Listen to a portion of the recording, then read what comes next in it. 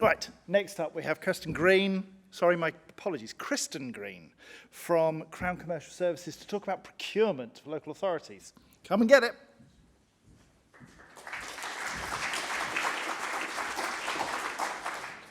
Hi, good afternoon everyone, and thank you very much for inviting me along today to talk. I'm going to spend the next 10 minutes talking about why procurement is so important in that net zero journey, and actually how it's the key to unlocking a lot of the things that we need to do in this space. So first of all, who are Crown Commercial Service and why should you care what I say today? Well, we are the buying arm of government through an executive agency of the Cabinet Office that brings together the common goods and services need across the government. And last year, that meant that we had £31 billion of public sector spend going through our agreements. Why is that £31 billion important? Not because it's a nice big number and we give ourselves a pat on the back, but actually it's the influence that we can have when we use that £31 billion to drive sustainability within the supply chain. So we can use that £31 billion to tell industry we're investing in sustainability. We are ready to do this and give them the confidence to invest in change. From a buyer's point of view, being part of that £31 billion club means they're not alone. They're not on that journey. They've got people they can turn to, and there's a wider network looking to do it. And that £31 billion helped to deliver £3.8 billion of commercial benefits as well. So that's what gets me out of bed in the morning to work for CCS. Commercial benefits are money that goes back into these organisations to spend on what is important to them. So that's better education, better hospitals, and better ways that we deliver services to our citizens. So what does that mean in terms of CCS and sustainability? We recognise that we can't just say we're going to be sustainable and hope this happens and it trickles down. Actually, we need a really enterprise-wide approach to treat sustainability strategically across every category of spend. And how do we do this? Well, I work on the shoulder support with our buyers, helping them understand what does sustainability mean in their procurements. That can be as simple as signposting them and telling them we've got an option that's ready-made and available for you to use and access, so they don't have to do it themselves. Or it can be that really strategic support, so they've got something land on their desk, sustainability strategy from the CSO. Actually, how do you turn that theory into a commercial delivery plan? How do you buy the things you need that are going to help unlock that journey? But working with buyers is actually only half of that puzzle. What we really need to do is actually go upstream. Where does the value exist within the market? So we do a lot of work with our supply chain as well. How do we make sure that they can meet the compliance requirements you need to work with government?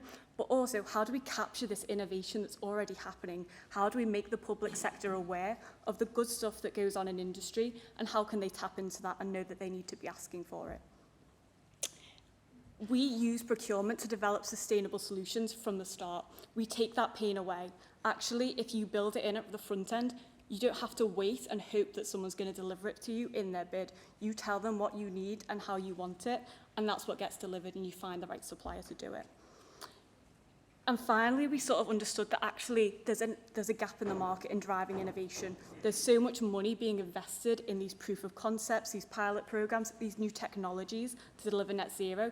But actually, once that's over, how do we get them on a public sector supply chain?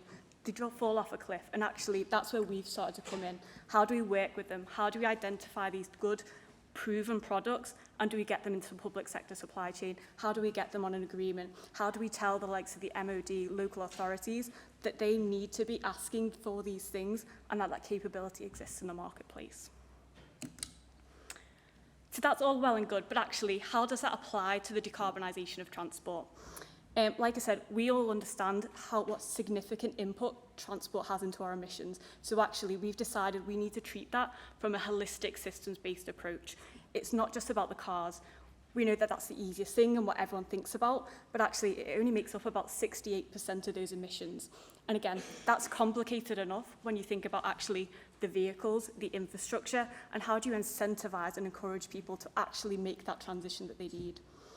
But actually, that's only part of the puzzle. We can't get to net zero if we don't look at everything. It's great to start with some of the low-hanging fruit, some of the obvious emitters, but actually we need to be looking at everything.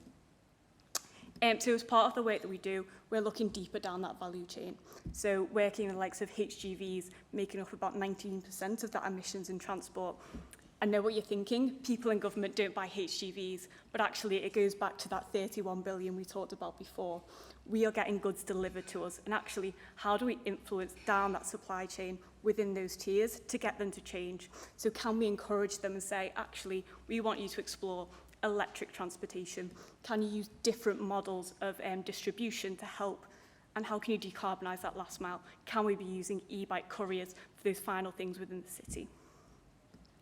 And again, we operate within this really unique position.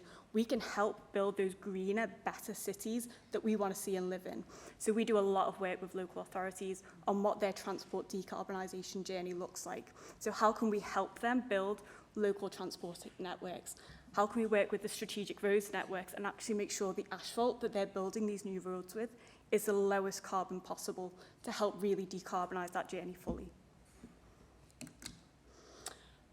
So what does that mean in practice? It sounds great, but actually I want to walk you through a really simple example. It's something we get asked on a daily basis. Someone's got the need, go to your procurement person, we need to decarbonise our fleet. Sounds simple, right? But actually, when you start to really unpick what that journey looks like, it's a really complicated picture for something that's actually quite mature and well-trodden in that decarbonisation journey. So first of all, the conversation is, well, what does your future fleet look like? You might have 200 diesel vehicles now, but do you need 200 electric vehicles? Can you be doing something more clever with what you've got? Do you have other modes of transportation that you can be encouraging? Can you use shared vehicles? Do you only need 100 electric vehicles if you have a smarter and easier way to share them across your business? And once you've got the cars, actually, do you have the infrastructure that supports it?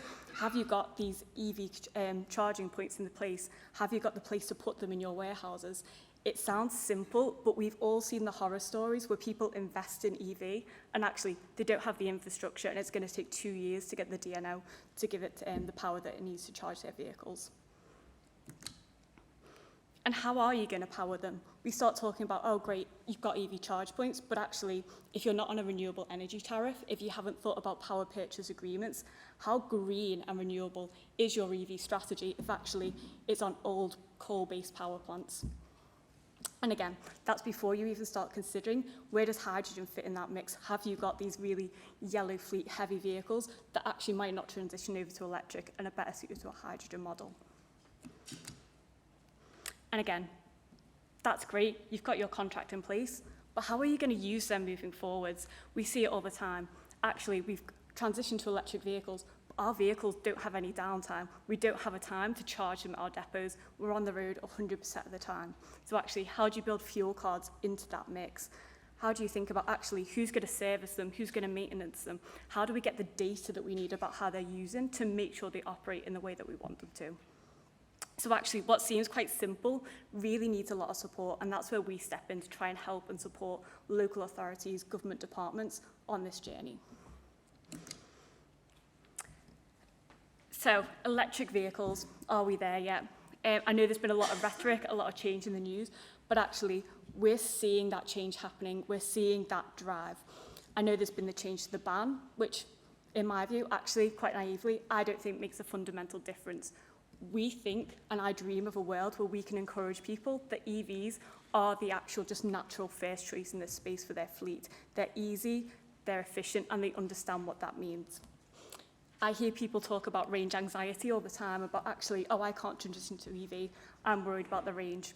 But actually, when you get to the fundamental crux of what that problem is, it's not because they're worried about the car or the vehicle. It's actually, they don't trust that we're going to put the infrastructure in place they need to make those long journeys. So again, we do a lot of work with National Highways on how to install EV chargers in motorway service stations. And again, how do we work with local authorities to encourage that on-street parking? 24% of households don't have a driveway. So actually, what do we need to do with that existing fleet, street furniture that we've got? How do we use street lighting to actually then add an EV element to help those people in some of the different areas install EVs and driveways don't become a barrier? And again, how do we use the public sector to lead by example? So again, people are always complaining that it's not safe, they think it's too risky to move to EVs. But actually, we're already seeing emergency response vehicles transition to electrification. So if it's good enough for an ambulance, if it's good enough for a police car, it's definitely good enough for your weekly commute to the shops. So thank you very much. That's everything I wanted to say today. If you take nothing away from anything else I've said in this presentation, it's just to ignore the rhetoric that's going on, ignore some of the noise. The public sector is ready and they want to be more sustainable, and actually they need the help of everyone in this room to help deliver that journey, because we're stronger together. Thank you.